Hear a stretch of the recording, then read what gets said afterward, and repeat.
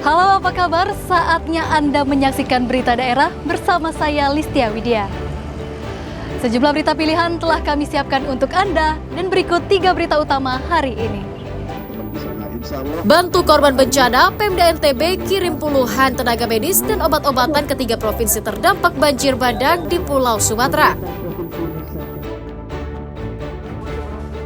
Ratusan ton beras oplosan disita polisi di sebuah gudang pangan di Lombok Timur. Aparat juga menetapkan pemilik usaha sebagai tersangka. Tingkatkan kunjungan wisata di akhir tahun, pengelola wisata di Lombok Barat menggelar festival Gili Begawe.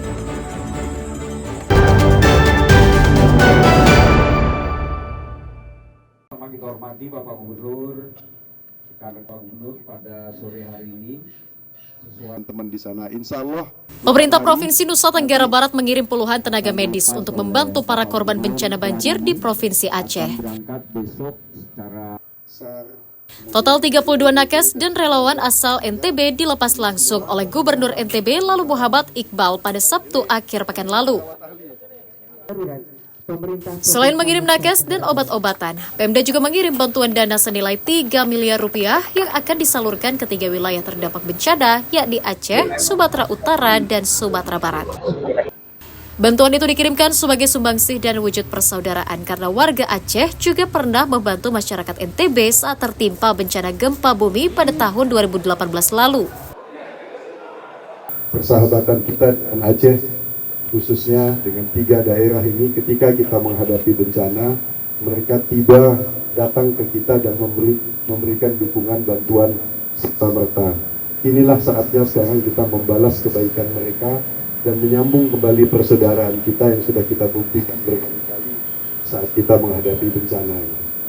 Memang karena satu dan lain hal, masalah teknis, kita inginnya memberikan dukungan kepada 3 provinsi sekaligus. Namun karena pertimbangan teknis dan sebagainya sehingga kita putuskan sekarang yang penting segera kita berangkat. Dan yang paling membutuhkan adalah teman-teman kita di Aceh. Setelah menyalurkan seluruh bantuan obat dan barang ke warga korban bencana, nantinya para tim medis akan bertugas membantu kegiatan pelayanan medis di daerah bencana selama 8 hari. Dari Kota Mataram, Emi Kusuma dan Riyadi Sulhi melaporkan.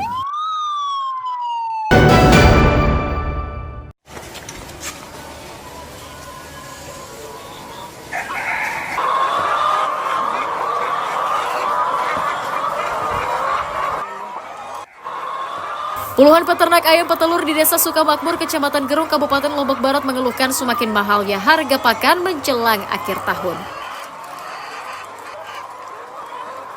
Para peternak mengaku kenaikan terjadi sejak 2 bulan lalu. Mereka membeli pakan seharga Rp6.500 per kilogram, naik Rp1.500 per kilogram dari harga biasanya. Ini belum semuanya, ini petelur ya? Hal itu menyebabkan peternak harus menaikkan harga jual telur untuk menutupi biaya produksi yang semakin tinggi. Jika sebelumnya mereka biasa menjual telur Rp48.000 per papan, kini mereka harus menjual seharga Rp52.000 hingga Rp55.000 per papan sesuai ukurannya. Ini apanya? Oh, airnya. Peternak bukan harapan pribadi, tapi harapan semua peternak yang ada di NTB ini. Bagaimana caranya biar harga-harga pakan itu tetap stabil. Sejauh ini pemasaran aman-aman saja ya? Untuk saat ini pemasaran kita alhamdulillah cukup. Menanggapi hal ini, Pemda mengklaim kenaikan harga pakan dikarenakan mahalnya ongkos pengiriman karena harus didatangkan dari luar daerah.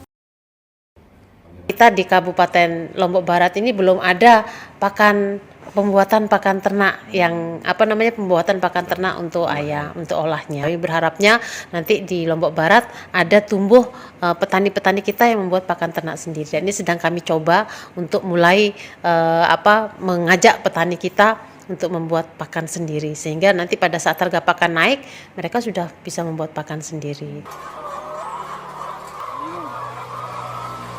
Selain berjanji akan mencukupi kebutuhan pakan ternak di daerah, Dinas Pertanian juga mengajak peternak untuk memproduksi pakan secara mandiri agar biaya produksi dapat diturunkan. Hairul Amri dan Riyadi Sulhi melaporkan dari Kabupaten Lombok Barat.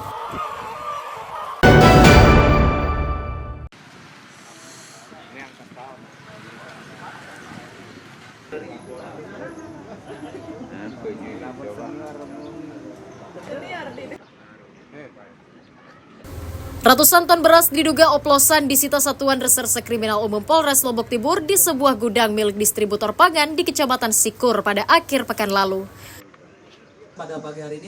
Pengungkapan tersebut berdasarkan masyarakat yang mengeluhkan buruknya kualitas beras SPHP yang mereka beli di pasaran yang diduga dioplos oleh oknum distributor. Atas laporan itu, polisi melakukan penyelidikan dan menemukan gudang yang diduga menjadi lokasi pengoplosan beras. Dari hasil pemeriksaan, pengoplosan dilakukan dengan mencampur beras SPHP berkualitas medium dengan beras kualitas biasa, kemudian dikemas menggunakan bungkus beras medium SPHP yang dikeluarkan pemerintah. Selain menyita 107 ton beras yang sudah dikemas dalam 650 paket 5 kiloan, polisi juga menyita timbangan dan alat jahit karung sebagai barang bukti. Polisi juga menetapkan pemilik usaha bernama Firman Fitra, 33 tahun, asal Kecamatan Sikur sebagai tersangka pengoplos beras.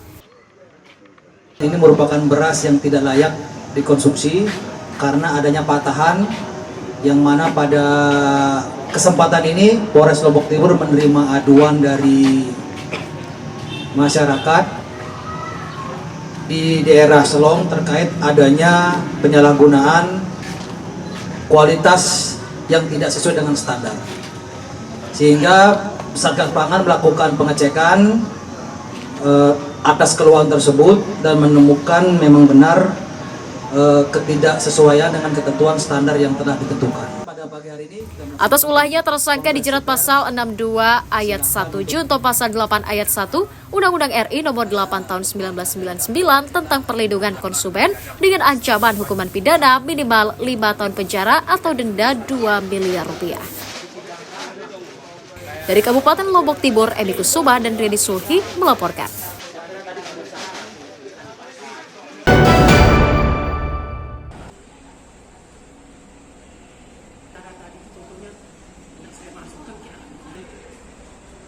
Sejumlah hotel dan restoran di kawasan wisata Senggigi, Kabupaten Lombok Barat terus berbenah untuk menyambut wisatawan menjelang libur Natal dan Tahun Baru. Hal itu digencarkan meski tingkat hunian hotel belum optimal dan masih di kisaran 55% dari jumlah kamar yang tersedia. Untuk menarik minat wisatawan, pengelola mengusung tema Nataru dengan memasang dekorasi khas Natal dan Tahun Baru di lobi hotel, restoran, hingga ruang publik di kawasan wisata. Selain menampilkan suasana Nataru, pihak hotel dan restoran juga menyiapkan paket liburan promo akhir tahun dengan harga yang terjangkau bersama keluarga. Lalu Nataru kami juga mempunyai paket dinner atau lunch buffet untuk minimum 15 orang. Ini kita siapkan, jadi biasanya kalau untuk Natal bagi umat Kristiani untuk bisa menikmati hidangan biasanya dengan keluarga gitu ya. Kita udah siapkan jadi private bisa dengan 15 orang minimum untuk buffet di 150.000. Sementara Pemda optimis kunjungan wisatawan akan meningkat memasuki liburan Natal dan Tahun Baru. Dibanding tahun lalu itu meningkat lah. Kita kan kalau tahun lalu itu ada 250.000, kita udah lebih 300.000-an ini sekarang. Tahun lalu berapa, Pak? Ya kalau tahun lalu itu masih 200, di bawah 300. Ya, 300.000. Orang 300-an. Meningkat 5-10% lah. Tapi di mendekati akhir tahun ini menurun kunjungan kita, Pak Kadis. Di akhir tahun nanti dia akan naik pada saat seminggu sebelum tahun baru. Ya, itu biasa. Ya, itu biasa. Dan nanti event-event ini diharapkan oleh Pak Bupati di high season. Ya, bahkan event-event yang besar ini kita mulai di low season nanti di Januari ya. Dinas Pariwisata mencatat kunjungan wisatawan ke Kabupaten Lombok Barat pada tahun 2025 mencapai 298.000 orang, melebihi target yang ditetapkan sebanyak 280.000 wisatawan. Hairul Amri dan Redi Sulhi melaporkan dari Kabupaten Lombok Barat.